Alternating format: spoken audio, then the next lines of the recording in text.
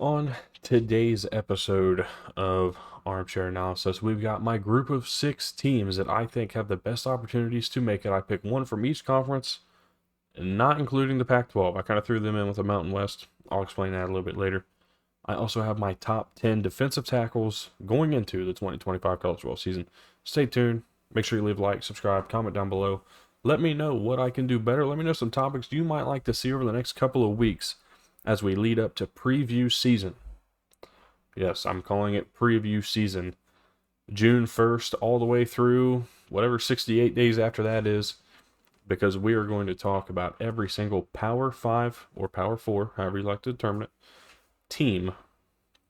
We're going to talk about what they've improved on, what they haven't, what the team looks like, what it doesn't, and what we expect this 2025 season to be for everybody. It starts with Florida State on June 1st. Make sure you tune in. Make sure you check out everything from here on up through there. And again, the best way to do that is by subscribing. Subscribe, turn on the notification bell. You'll see everything as it gets uploaded here on this channel. 1 p.m. Eastern, weekdays. And during preview season, it's every day. And it might even be double uploads if we get news big enough. So I appreciate you guys for tuning in. Thank you. Let's go ahead and get into this video. I was asked earlier this week, last week actually, to talk about group of 6 teams that I like to make the college football playoff in 2025. It doesn't mean I think they're going to be there. It just means specifically who do I think out of each conference has the best opportunity to do so. There's a lot of teams that I really like here, and there's some teams that I just don't. There's some conferences that I just don't, but I am going to give every team that I think has a good chance to do so. So with that said, let's go ahead and get started with the American Athletic Conference. Actually, you know what? We're going to do this a little differently. Live change. We're going to go with the teams I least expect to make it and the teams that I most expect to make it. We'll start with least and the conferences I least expect. The Conference USA is the team that I think is, I don't want to say a 0% chance. I'd give them a higher chance if Caden Salter was healthy. Not healthy. If Caden Salter was still there. What in the world am I talking about? I'd give them a higher chance if Caden Salter was still there. He's not. Jamie Chadwell is a really good head coach, and I truly expect Liberty to win the conference once again here in 2025. I just don't have the highest of hopes. I don't really know what to expect out of any team in this conference. And it's a conference that also welcomes 2 new members, Missouri State and Delaware. I don't have, again, high hopes. I think that Liberty is the team with the best opportunity. I don't believe they have a chance to make the playoffs. 1 loss ruins it for them. I mean, let's just call it what it is. Out of the MAC, man, I think Buffalo is the best option here.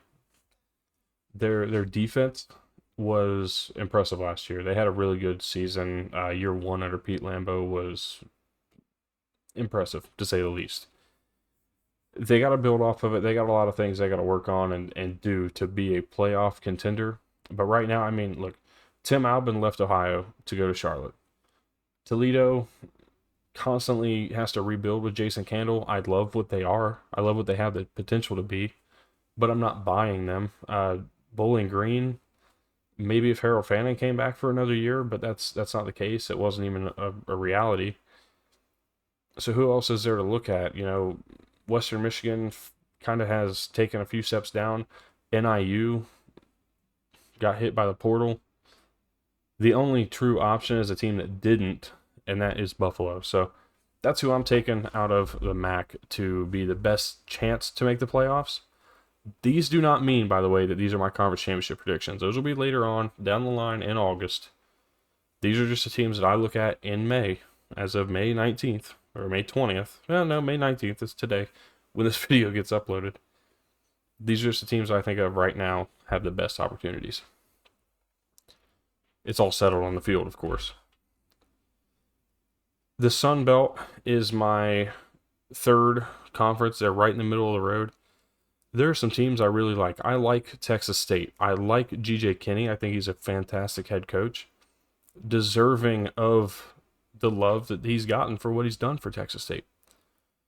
Coastal Carolina just feels like they set up the best. They have the most returning production in the conference, or at least on the eastern side of the conference.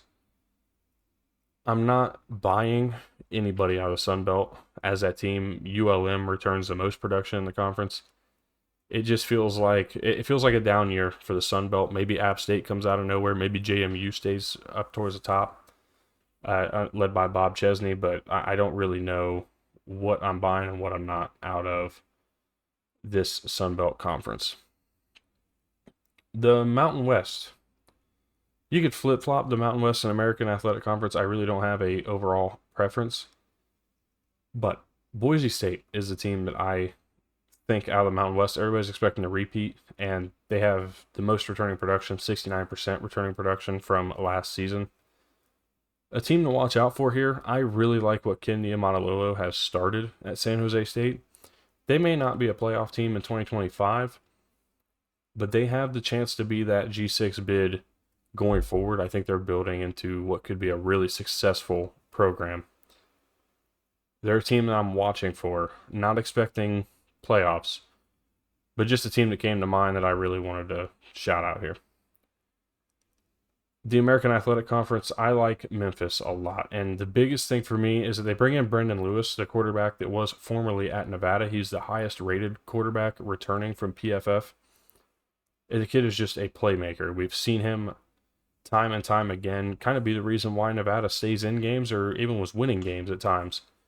He's going to go to Memphis and replace Seth Hennigan, and when we talk about an experienced quarterback coming in that can do a lot of the same things, he fits really well into this Memphis offense.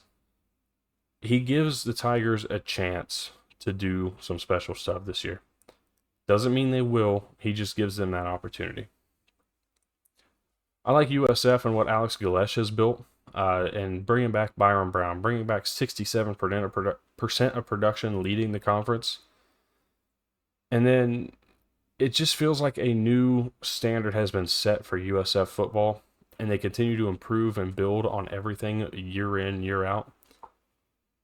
South Florida is a team that is dangerous to Power 5 teams they play. They're dangerous to this conference. They could be really, really good here in 2025. It would go without saying that I expect a lot from Tulane. I don't know how they're going to replace a guy like Darian Mensah at quarterback. I assume Ty Thompson is their guy. How do they replace Mekhi Hughes, who went off to Oregon? I don't really know. What I do know is I really trust John Summerall. I think he's one of the best coaches in college football. He hasn't done enough to prove being a top 10 coach, but I think he's one of the best coaches in college football. Tulane goes without saying here. So those are just a handful of teams that I like out of the group of 5 to make the college football playoff. Let me know what you guys think, who you guys expect to come through out of the group of 5 or group of 6, however you like to say, in 2025. I did not mention anybody from the Pac-12 because I don't expect either team to do anything. Look, Washington State loses way too much, including John Mateer and Ben Arbuckle. Oregon State brings in Malik Murphy at quarterback, and he can certainly do what they need him to do to maybe be that team that goes 8-9 wins. I'm just not buying until I see it. Oregon State is kind of... I'm in wait-and-see mode with Oregon State. So, before we get started, I do need to take a drink. Please ignore the fact that this is a Michigan Cup. I have no... I know what I have behind me, and I know how that comes off sometimes. Now, I try to be as fair as possible, and I think I do a really good job of that. I mean, look, I could put as many Michigan guys on here on these lists as I want to. I could put as many South Carolina guys on this list as I want to. I could leave off as many Clemson and Ohio State and Michigan State and Notre Dame players as I want to. But I don't, because this is all about being reasonable, being fair, and accountable to myself and to what kind of content I'm putting out there for you to see. I don't do these things because I have these allegiances and I really want to throw out just random stuff. Now, I do these for a reason, and I think, one, because they're really fun exercises, and it also helps you find out where guys are. Gives a little group of 5 love in there sometimes. I think I do a really good job of being fair and to the point with all of these. So understand that I do make some mistakes sometimes. And I'm going to take a drink of water real quick. I was saying, hold on, this is a Christmas gift, and you can get over it because, I got to drink water. But Peter Woods has played edge before, has played interior defensive line. He's a top 10 defensive lineman no matter where you place him on the line of scrimmage. I stand by that statement. He was in my video on Friday, so he will not be here, but understand that I have acknowledged his transition more to be an interior defensive lineman versus an edge player. I left him at edge because that's where he was graded, and that's where he had the most snaps in 2025. Understanding that he did transition to play more of an interior role later as the season went on. I expect him to play an interior role this season. Based on what I've seen, they bring in Will Helt from Purdue to be the edge rusher to go along with TJ Parker. So I don't really expect Peter Woods to be on the edge once I started looking more into the Clemson roster. But it's what I found, it's what I saw, so understand that's why he's where he is. But understand, I'm not going to put him on a second list. I'm just going to roll with it. Understand that I have acknowledged the slight mistake in doing this, a slight oversight. It's not necessarily that it's wrong. It's just that it was not. It could have went either way. Is basically what I'm trying to say. So, hear me out and understand that I am sorry if you are upset about that. But it's where I had him. I already put the video out. I'm not going to sit here and hide and delete the video and redo it and act like I didn't do all that. So we're just gonna sit it, roll with it.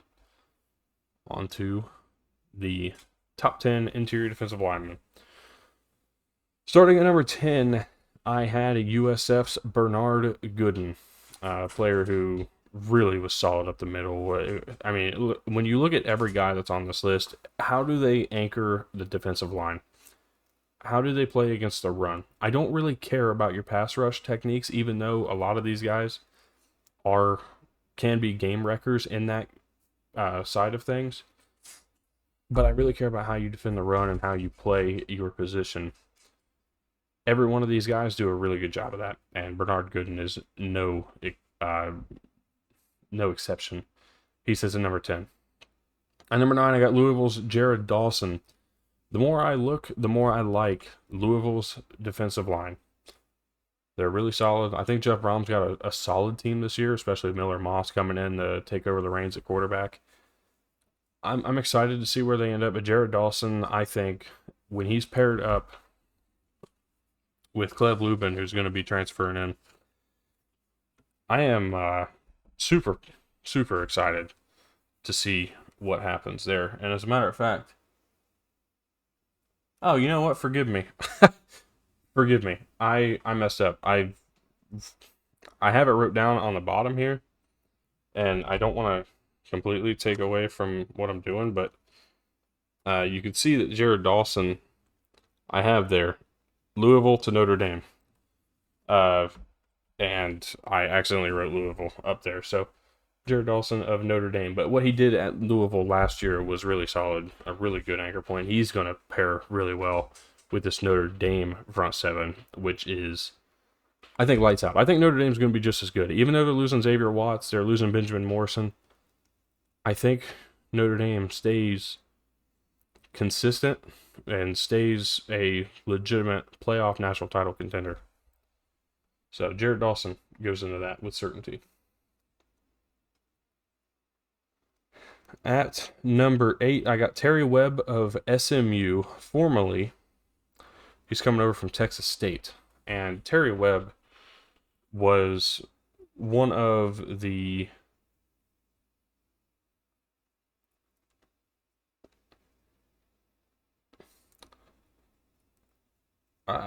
I'd say one of the best. I mean, he was on a really solid team last year at Texas State. He was paired up with Dominique Ratliff, another defensive tackle, transferred out of Texas State to Indiana. Could have picked either one of these guys. I ended up going with Terry Webb. He was just a higher graded player. And when you have guys that are so similar and so impactful themselves, you got to pick one or the other. I went with Terry Webb. But he's transferring over to SMU. He's going to be a big part of that defense this year.